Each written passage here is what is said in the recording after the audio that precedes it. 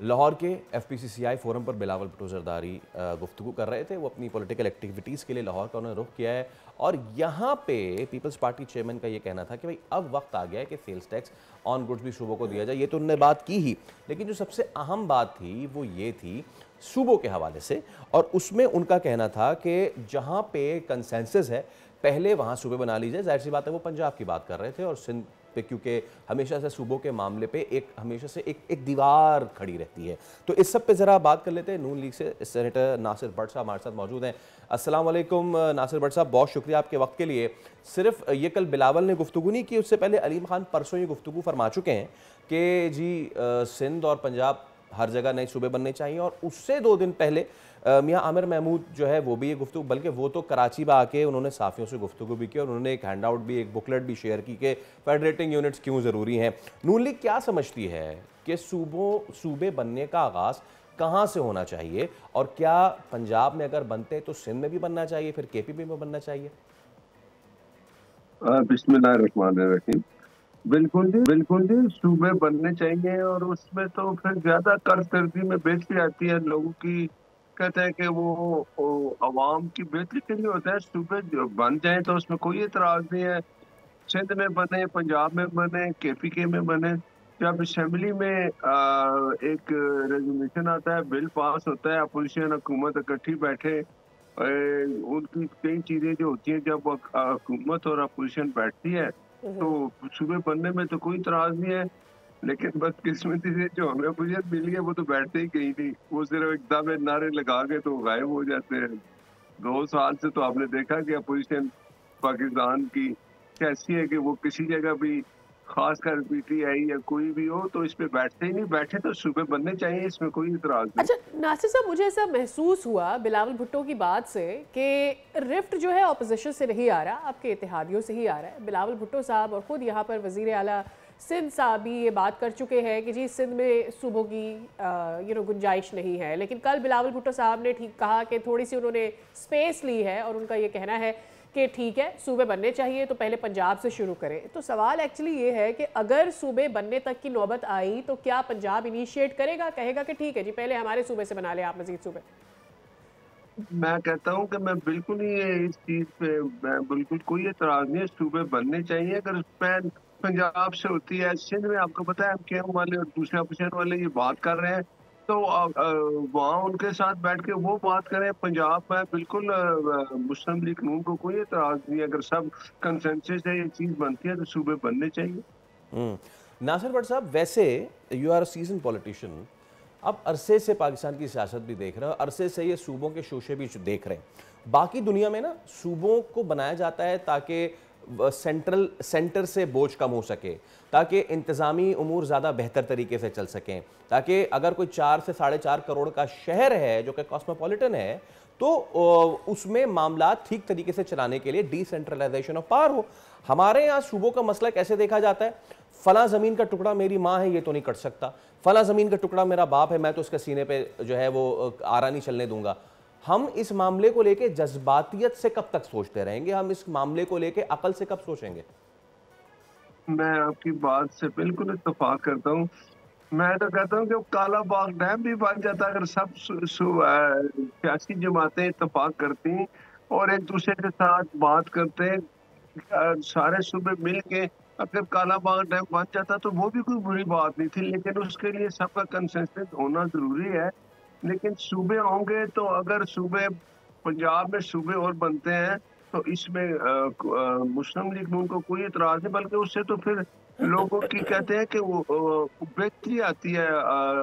एक जैसे मैं समझता हूँ कि 4 सूबे हैं ना, तो हर सूबे के वज़ीर आला को कोशिश करनी चाहिए कि मैं अपने सूबे में बेहतरी करूँ और वहाँ मेरे लिए कुछ और मैं बताऊँ। तो अगर एक सूबा पंजाब में और सूबा बनता है तो जरूर बने, सिंध में बनते हैं तो जरूर बने। मेरा नहीं ख्याल कि इसमें कोई इतरा, हाँ सियासत करना एक और चीज है, लेकिन मैं इसमें बिलीव करता हूँ कि अगर कोई बेहतरी के लिए कोई काम हो तो उसमें किसी को इतराज नहीं होना चाहिए।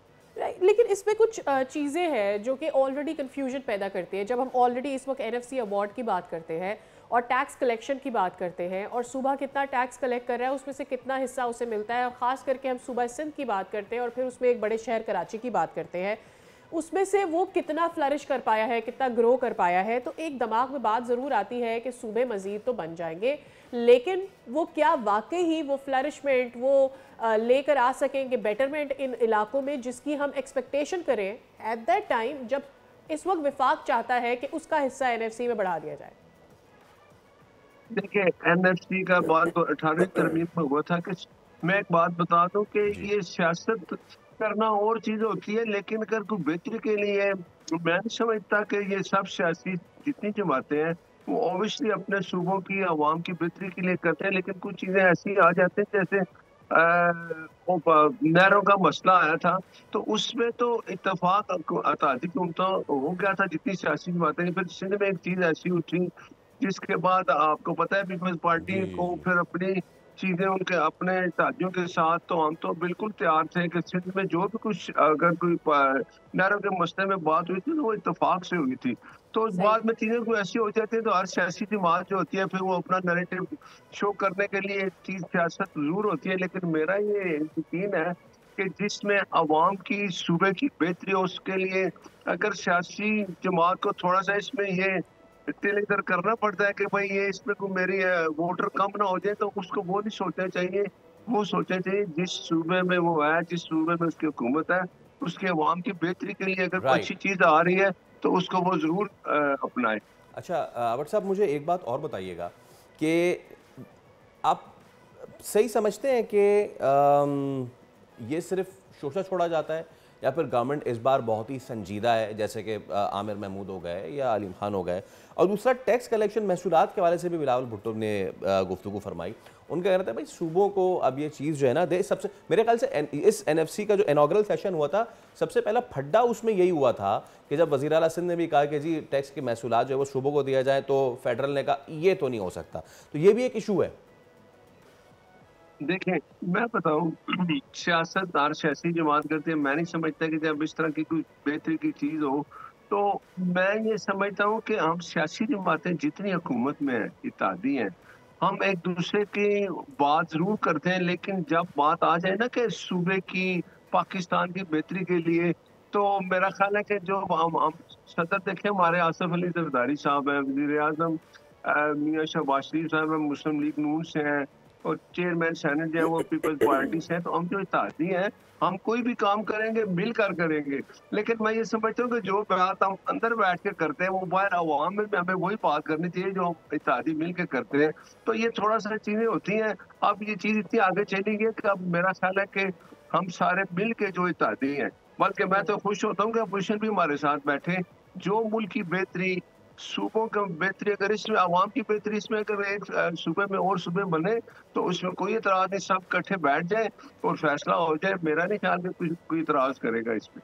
राइट, लेकिन मुझे ऐसा लगता है कि इससे पहले कि सूबे बने, ये क्लैरिटी बहुत ज़्यादा होना ज़रूरी है कि इस वक्त विफाक के पास कितनी पावर है in terms of financing and economic सूरत हाल, और जो दीगर सूबे हैं उनके पास कितनी पावर है इकोनॉमिक सूरत हाल के हवाले से।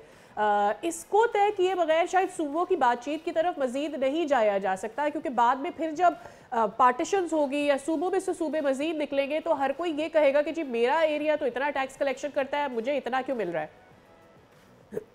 मैं यही बात करने लगा था कि 18वीं तरमीम में जो एनएफसी अवार्ड सूबों को जो इख्तियारात दिए थे, उसमें मुझे ये यकीन है कि कमी तो नहीं आएगी, लेकिन उसमें इजाफा जरूर हो सकता है। लेकिन कोई भी चीजें सियासी बड़ी जमातें सारी जो है माशाल्लाह, हम एक इत्तेहादी हैं, हमारी हुकूमत है, हम सियासत तो चले होती रहती है, लेकिन जब सूबे की बात आती है पाकिस्तान की, तो मैं आज ये भी कहूँगा कि जो हमारी अपोजिशन जमात है उसको भी चाहिए कि उनकी भी कुछ चीजें हैं वो शामिल हो, हमारे साथ बैठे और पाकिस्तान की बेहतरी, सूबों की बेहतरी और टैक्स कलेक्शन की आपने बात की, चले वो आपस में बैठ के जब मुजरे खजाना सारे चारों सूबों के बैठ के बात करेंगे, हर चीज का हल होता है, हर चीज का हल होता है।